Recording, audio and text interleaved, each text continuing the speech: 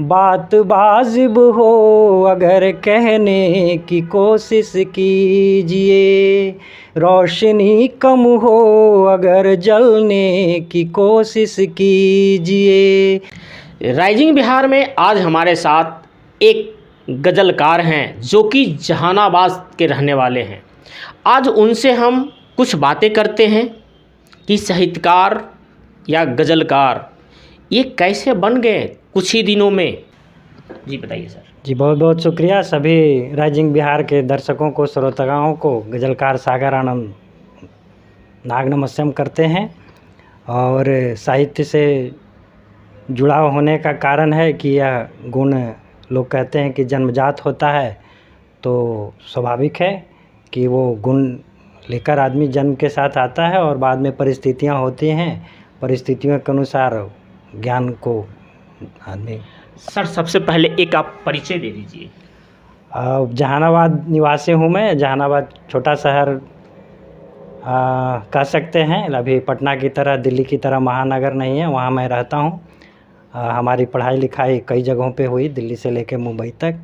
और पिताजी बिजनेसमैन रहे। और यह जो साहित्य का गुण है जिसको मैं आज बातें कर रहा हूँ, तो हमारी कहीं ना कहीं सौतेली माँ की देन है कि उनके गुण को मैं धारण करके रखता हूँ। जहानाबाद के या कहीं के जो स्टूडेंट हैं वो इंजीनियर बनना चाहते हैं, डॉक्टर बनना चाहते हैं, आईएएस बनना चाहते हैं, तो सर आपका रुचि आ गया कि मैं साहित्यकार बनता हूँ, गज़लकार बनता हूँ और इसमें रुचि जम गया। ऐसा क्या हुआ सर, कुछ घटना? ऐसा बहुत विस्तृत में तो बात नहीं करेंगे इस पे, लेकिन इतनी बात है कि यह एक 13 साल की उम्र से मुझे पता था कि हमारे दिमाग में एक अद्भुत ज्ञान आना है और उसको ग्रहण करने के लिए बहुत सारी चीज़ों को छोड़ देना पड़ा, सेक्रीफाइस कर देना पड़ा, त्याग देना पड़ा। तो ये 44 बरस की उम्र में वो चीज़ हमारे दिमाग में आया और आज मैं कह सकता हूँ, संपूर्ण संसार को मैं यह कहने की स्थिति में हूँ कि हम ऐसा मॉडल दे सकते हैं समाज का कि ना किसी को चोरी करने की ज़रूरत पड़ेगी, ना कोई किसी का मर्डर करेगा। यानी जिनको भी आप पाप कहते हैं, गलत काम कहते हैं, वह एक भी काम नहीं होगा। हमारी बातें सुनने में बहुत अद्भुत लग रही होंगी, लेकिन इसके कहने के पीछे ज़रूर कोई कारण होगा। ऐसा कहने वाले बहुत लोग नहीं मिलेंगे, हमारे जैसे चंद लोग ही मिलेंगे। बाकी कभी बाद में इस पे बात करेंगे। हमारे दर्शक हैं राइजिंग बिहार के या पूरा देश की जनता, वो 2 लाइन आपकी गज़ल सुनना चाहती है। बात वाजिब हो अगर कहने की कोशिश कीजिए, बात वाजिब हो अगर कहने की कोशिश कीजिए, रोशनी कम हो अगर जलने की कोशिश कीजिए, जिंदगी ने रास्ते तिरछे दिए तो क्या हुआ, आप अपनी सीध में चलने की कोशिश कीजिए। क्या बात है सर, आपकी गज़ल में तो बहुत आवाज़ है सर। और इस गज़ल को हमारे देशवासियों को बीच में अगर आप बहुत बढ़िया से रखेंगे तो ज़रूर ताली बजेगी।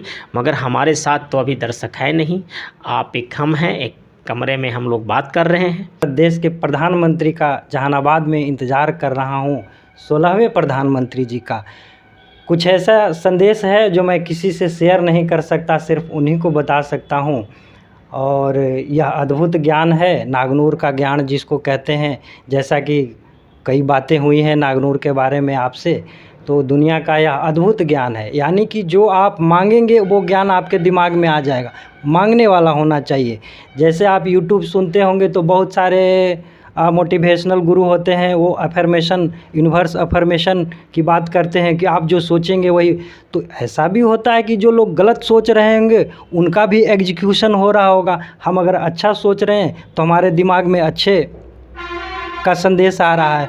तो बातचीत के क्रम में इसको कितना कहा जा सकता है, नागनूर के पन्ने एक दिन देश पढ़ेंगे।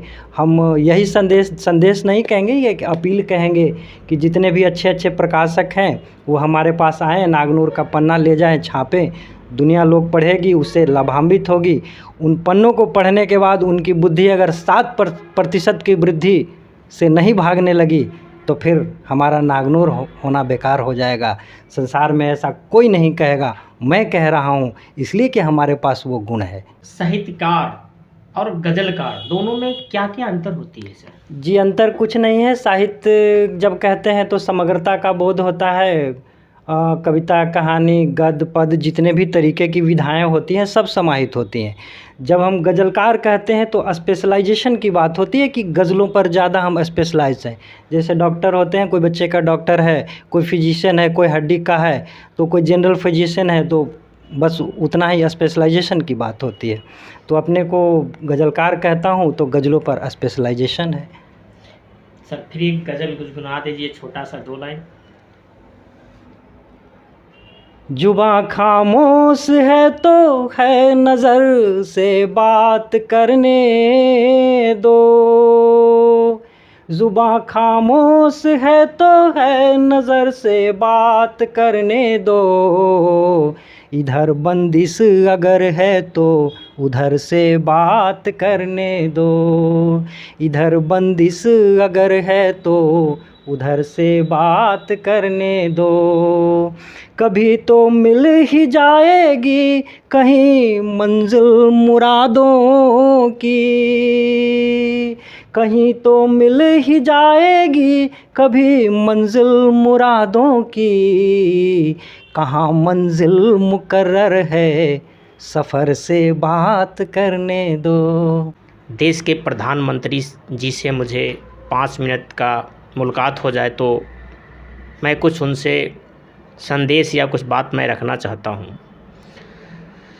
तो देश के प्रधानमंत्री जी से आप आग्रह कर सकते हैं मेरे चैनल के माध्यम से कि अगर कभी बिहार आएँ तो 5 मिनट का समय आपको दे सकें। ये बहुत अच्छा सवाल है, और ये मैं आपके माध्यम से, राइजिंग बिहार के माध्यम से, यह भारत देश के प्रधानमंत्री से, राष्ट्रपति से, बिहार के मुख्यमंत्री जी से और उप मुख्यमंत्री जी से जो नए नए बने हैं अभी, मैं सबसे हाथ जोड़कर विनती करता हूँ कि सिर्फ 5 मिनट की बात नहीं है। अगर हमको दिल्ली में जाकर मिलना होता तो मैं कब का चला गया होता। ये हमारे पीछे प्रयोग धाम लिखा हुआ देख रहे हैं, इस प्रयोग धाम के लिए 75 भारत रत्न की कामना की गई है। भारत देश का कोई हिंदी लेखक बिहार में छोटे से ज़िले में बैठा हुआ, शहर में बैठा हुआ, अगर भारत देश के प्रधानमंत्री को विनम्र विनती कर रहा है कि आप हमारे प्रयोग धाम में पधारें, हमारे 27 पन्नों को आप अगर ग्रहण कर लेंगे तो संसार के प्रत्येक जो सांस वाहक हैं, चूँकि सारे लोग सांस लेकर ही जीवित हैं, सांस के बाद कुछ नहीं बचता, उनकी बुद्धियों में एक तीव्रता आ जाएगी। लोग देखेंगे कि भारत वाकई अद्भुत देश है, भारत ज्ञानों का देश है, वेद पुराणों का देश है। हमारे देश में क्या नहीं है। धर्म ग्रंथों को जितना हम गाली गलौज अपशब्द कहने में लगाते हैं, उनका सम्यक अध्ययन किया जाए तो नागनूर जैसा ज्ञान पैदा हो सकता है। हम अभी जीवित हैं। भारत देश के प्रधानमंत्री का हम इंतज़ार कर रहे हैं। हम 4 सालों से यह संदेश देने का प्रयत्न कर रहे हैं। आज मौका आया है कि आप हमारे ढूंढते हुए आए, आज हम आपसे बात कर रहे हैं। इस बात के लिए हम आपका तहे दिल से शुक्रिया अदा करते हैं। हमारे देश के प्रधानमंत्री माननीय नरेंद्र मोदी जी साहित्यकार, कलाकार और गज़लकार को बहुत सम्मान देते हैं। आप उनसे क्या कहना चाहते हैं? उनसे अंत में यही कहना चाहूँगा कि हमारे पास हमने 3 साल के प्रयोग में सांस बंद करके कथा लिखनी होती है, तो इसमें 18,000 पन्ने हमें नहीं रखने थे। तय समय के बाद 3 साल के अंदर हम उन तक बात नहीं पहुंचा पाए, तो उसको नहीं रखना था तो हटा दिए। अभी भी हमारे प्रयोग धाम में बहुत सारे पन्ने हैं और अद्भुत पन्ने हैं। उन पन्नों को पढ़ने के बाद लगेगा कि आपके दिमाग में सारा कुछ ना पहले से पता होने लगेगा। जिन पलों को आप और हम नहीं जान पाते, तो बहुत कुछ ऐसा मिलेगा कि दुनिया की बुद्धि तीव्रता आ जाएगी, पवित्रता आ जाएगी। माने अद्भुत ज्ञान है। इसके बारे में माइक पर कितना कहा जाए, पढ़ने की चीज़ होती है। हम अगर भारत देश के प्रधानमंत्री को अपील लगा रहे हैं तो हमारी पवित्रता यहीं से लगनी चाहिए कि दूसरा कोई कलमकार ऐसा देश में नहीं कह रहा होगा। सर 2 लाइन और कुछ गज़ल हो आपके पास तो गुनगुना दीजिए। आंसू आंसू धार अटल है, पलकों की दीवार अटल है। कान्हा के आंसू आंसू धार अटल है, पलकों की दीवार अटल है। राधा के चेहरे पर जैसे कान्हा का श्रृंगार अटल है। जीवन खेल तमाशा है तो जीत अटल है, हार अटल है। आंसू आंसू धार अटल है, पलकों की दीवार अटल है। और इन पंक्तियों के साथ मैं अपने प्रिय प्रधानमंत्री और प्रिय हृदय कवि अटल बिहारी वाजपेयी जी को नमन कर रहा हूँ। आज हमारे साथ जहानाबाद की धरती से एक अच्छे कलाकार, साहित्यकार और गज़लकार से मुलाकात हुई और इनको सिर्फ एक अनुरोध है, आग्रह है कि देश के प्रधानमंत्री माननीय नरेंद्र मोदी जी 5 मिनट के इन्हें समय मौका दे मिलने के लिए। आकाश कुमार, राइजिंग बिहार।